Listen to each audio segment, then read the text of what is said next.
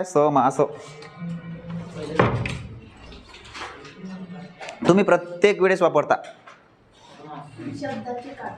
Yes, what is mean by शब्दाची काटकसर? समास.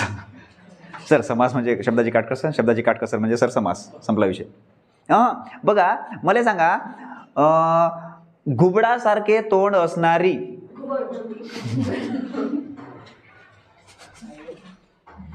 शब्दाची काटकसर झाली ना, दिसून राहिली ना. घुबडासारखे तोंड असणार असं म्हणतो का आपण? काय हो घुबडासारखे तोंड असणारी मुलगी? डायरेक्ट एवढं मोठं अहो घुबड तोंडे टोमॅटो देऊ का बुक्का? चाल बोल नो गौशे आहे का नाही, म्हणतो ना. झाली शब्दाची काटकसर. समजून राहिलं? हां. पुरण टाकून केलेली पोळी एवढं म्हणतो का? आई हो आज पुरण टाकून केलेली पोळी कर ना, मला लय खायची इच्छा होऊन राहिली म्हणतो का? काय म्हणतो? पुरणपोळी कर. समजून राहिलं काय?